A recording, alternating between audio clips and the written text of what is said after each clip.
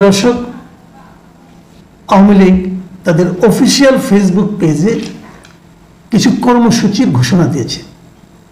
সেই কর্মসূচিগুলির মধ্যে রয়েছে যে 1 ফেব্রুয়ারি থেকে 18 ফেব্রুয়ারি পর্যন্ত এর সময় তারা কিছু প্রচারপত্র বিলি করার কর্মসূচি, আমি ডিটেলে কর্মসূচি যাচ্ছি না কারণ আমি তাদের প্রচার করতে চাই না, বাট কর্মসূচিগুলোর মধ্যে এগুলো আছে, বিক্ষোভ, অবরোধ, এমনকি একটা হরতালের কর্মসূচিও আছে। এই কর্মসূচিগুলো তারা তাদের অফিসিয়াল ফেসবুক পেজে ঘোষণা করেছে। তো এটা নিয়ে এই সরকার কি ভাবছে, একটা পলিটিক্যাল পার্টি তাদের কিছু পলিটিক্যাল অ্যাক্টিভিটিস করার কথা বলছে, সেটা নিয়ে এই সরকার কি ভাবছে, এই ধরনের একটা প্রশ্ন এই সরকারের যিনি প্রধান উপদেষ্টা প্রেস সেক্রেটারি আছে মিস্টার শফিকুল আলম, তাকে আজকে বুধবার করা হয়েছিল। আজকে বিকেলে ফরেন সার্ভিস একাডেমিতে একটা সংবাদ ব্রিফিং আয়োজন করা হয়েছিল। সেখানে সরকার আওয়ামী লীগ নিয়ে সরকারের কি অবস্থান সে সম্পর্কে জানতে চেয়েছিল সাংবাদিকরা। এবং সেখানে এই শফিকুল আলম যা বলেছেন সেটা হলো, মূলত কথাটা হলো যে ক্ষমতাচ্যুত, আমি যদি পত্রিকার ভাষ্য যেভাবে লেখা হয়েছে পত্রিকায় আমি যদি আপনাদের পড়ে শোনাই, কারণ দু একটা শব্দ এদিক সেদিক হলে আবার বিকৃতির অভিযোগ উঠতে পারে, আমি বিকৃতির ধারে কাছেও যেতে চাই না, এমনিতেই একটু নানা রকম বিতর্কের মধ্যে পড়ে গেছি, যাই হোক সেগুলি নিয়ে কালকে হয়তো কথা বলবো। যেটা বলছিলাম যে উনি বলেছেন, ক্ষমতাচ্যুত আওয়ামী লীগ যতদিন না ক্ষমা চাচ্ছে, যতদিন না তাদের নেতৃত্বকে বিচারের মধ্যে আনা হচ্ছে এবং যতদিন না জবাবদিহির মধ্যে আসছে, ততদিন তাদের কোনো প্রোটেস্ট করতে দেওয়া হবে না। এই হলো ওনার বক্তব্য। এই যে বক্তব্যটা উনি দিয়েছেন এটা কিন্তু আজকে বিকেলে দিয়েছেন, মানে প্রেস ব্রিফিংয়ে, এটা আবার আজকে সকালে ওনার যে ফেসবুক আছে সেখানে উনি পোস্ট করে এটা দিয়েছেন এবং তিনি বলেছেন এটাই হলো সরকারের অবস্থান। এখন এটা নিয়ে আমার মনে হয় আমি একটু আসলে কথা বলতে চাই। এবং উনি বলেছেন যে মানে একদম হুবহু ওনার ভাষায় যেটা আমি বললাম আর কি, এবং উনি বলেছেন যে তাদের আগে বিচারের সম্মুখীন হতে হবে, এখানে সরকারের স্পষ্ট অবস্থান। তার মানে উনি যেটা বলেছেন এটাই সরকারের অবস্থান।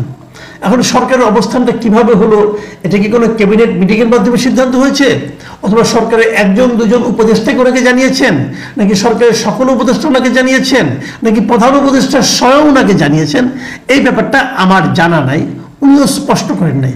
বাট একটা জিনিস মাথায় রাখতে হবে, উনি কিন্তু সরকারের একজন কর্মচারী, বেতনভুক্ত কর্মচারী, উনি কোনো রাজনৈতিক নেতৃত্ব না, বাট উনি সরকারও না, উনি সরকারের নীতি নির্ধারকদের মধ্যে কেউ নন। উনি প্রেস সেক্রেটারি, প্রধান উপদেষ্টা প্রেস সেক্রেটারি হিসাবে প্রধান উপদেষ্টার যে বক্তব্য, প্রধান উপদেষ্টার যে অভিমত, সেটাই উনি জনগণের সামনে প্রকাশ করেন। সেই হিসাবে তত্ত্বগতভাবে আমি ধরে নিতে পারি খোদ প্রধান উপদেষ্টাই এই কথা বলেছেন। যদি এই কথা প্রধান উপদেষ্টা বলে থাকেন, আমি এটাকে প্রধান উপদেষ্টার বক্তব্য হিসেবে বিবেচনা করব, কারণ ওনার প্রেস সেক্রেটারি বলেছেন, তো ওনার কথার বাইরে তো উনি আর বলবেন না, উনি তো বানায় বলবেন না, যে আমি এটাকে প্রধান উপদেষ্টার বক্তব্য হিসেবে নিচ্ছি। তাহলে প্রধান উপদেষ্টা কি বললেন? তিনি বললেন যে আওয়ামী লীগকে কোনো ধরনের রাজনৈতিক কর্মসূচি মানে প্রোটেস্ট করতে দেওয়া হবে না। খুব ভালো, এতে আমার কোনো আপত্তি নেই। তার আগে আমার একটা প্রশ্ন, আমাদের প্রধান উপদেষ্টা অথবা আমাদের প্রধানমন্ত্রী যে পদটা, ওনারা কি চাইলে আইনের বাইরেও কোনো কিছু বলতে পারেন? এটা আমার বেসিক পয়েন্ট। আইনে যা নেই সেটাকে ওনারা বলতে পারেন? যদি পারেন তাহলে বা কোনো কথা নেই, কিন্তু আমি যতদূর বুঝি, যতটুকু আইন বুঝি, যতটুকু জানি, যে প্রত্যেকটা লোকই কিন্তু আইনের অধীন। একটা দেশে দুটো আইন হয় না, মানে একটা আইন আমার জন্য প্রযোজ্য, আরেকটা আইন প্রধান উপদেষ্টার জন্য প্রযোজ্য, আরও একটা আইন প্রধান উপদেষ্টা প্রেস সেক্রেটারির জন্য প্রযোজ্য, তা হয় না। তাহলে যদি একটা রাজনৈতিক দল থাকে, যদি সেই রাজনৈতিক দলকে নিষিদ্ধ করা না হয়, তাহলে সেই রাজনৈতিক দলকে রাজনৈতিক কর্মসূচি পালনে আপনি বাধা দেবেন কোন আইনে? আমাকে এই জিনিসটা প্লিজ একটু বোঝান। আপনি যদি আওয়ামী লীগকে কোনো কিছু করতে না দেন, একটা হলো অফিসিয়ালি না দেওয়া, আর একটা হলো আনঅফিসিয়ালি না দেওয়া। যেমন বিগত সরকারের আমলে কি হতো, বিগত সরকারের আমলে একেবারে শেষ দিকে এসে জামাতকে নিষিদ্ধ করা হয়েছিল নির্বাহী আদেশে, যা শেষ পর্যন্ত কয়েকদিনের মাথায় যেটা সরকারের পতন ঘটল। তার আগ পর্যন্ত জামাতকে কিন্তু নিষিদ্ধ করা হয়নি, কিন্তু জামাতকে আনঅফিসিয়ালি কোনো ধরনের কর্মকাণ্ড, রাজনৈতিক কর্মকাণ্ড করতে দেওয়া হতো না।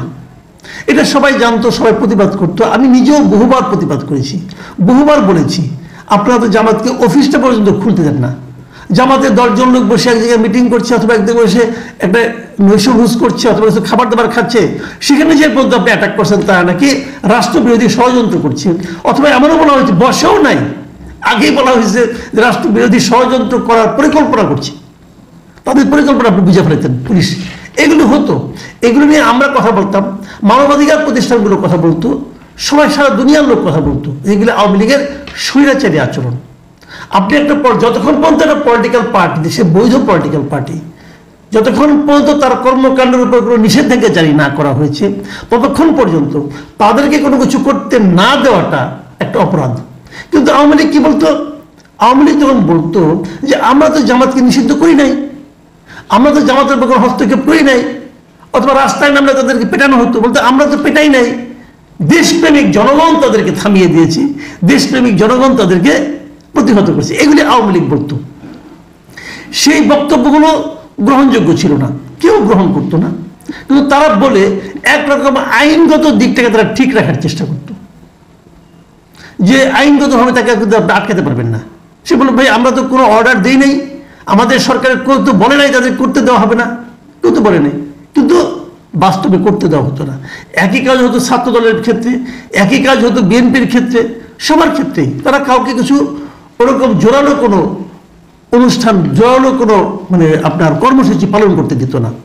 ঢাকায় মহাসমাবেশ করবে, সেটা নিয়ে নানা নাটক টাটক করে ঠেলে দিয়ে পাঠাইতো গোলাপবাগ মাঠে অথবা অন্য কোথাও, কিন্তু বলতো না যে এই সমাবেশ আপনাকে করতে দেওয়া হবে না।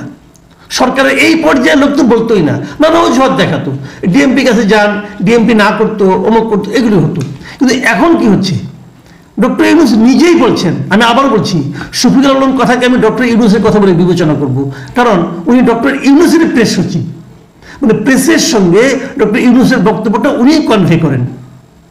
নিশ্চয়ই উনি বলেছেন এই কথা বলার জন্য, আবার উনি দায়িত্ব নিয়ে বলেছেন এটাই নাকি সরকারের স্ট্যান্ড, তাহলে সরকারের অবস্থান স্পষ্ট। তাহলে আমি বলতে চাচ্ছি যে ডক্টর ইউনূস তাহলে কিভাবে বলেন যে তাদের কোনো কর্মসূচি পালন করতে দেওয়া হবে না? আপনার তো নির্বাহী ক্ষমতা আছে, আপনি নির্বাহী ক্ষমতা প্রয়োগ করে আওয়ামী লীগকে নিষিদ্ধ করে দেন, তারপরে আপনি বলেন যে নিষিদ্ধ রাজনৈতিক দলকে আমরা কোনো কর্মসূচি পালন করতে দেব না। তা করেন না কেন? সেটা করেন না এ কারণে যে আপনি আপনার যারা ইউরোপিয়ান লোকজন আছে, ইউরোপিয়ান যে বন্ধুরা আছে, তাদের কাছে আপনি লজিক দিয়ে বুঝাতে পারবেন না যে একটা পলিটিক্যাল পার্টিকে এই কারণে নিষিদ্ধ করা যায়, পারবেন না। তারা এগুলি করে না, তা আপনি করতে পারছেন না দিক দিয়ে।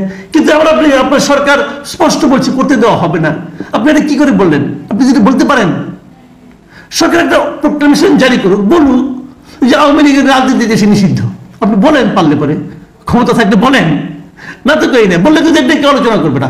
আমার কথা হলো, যতক্ষণ পর্যন্ত আপনি আইনটা চেঞ্জ না করবেন, ততক্ষণ পর্যন্ত আপনাকে আইন মানতে হবে। যখন আপনি আইন পরিবর্তন করবেন, তখন আপনি যা ইচ্ছে তা করেন, কোনো সমস্যা নাই।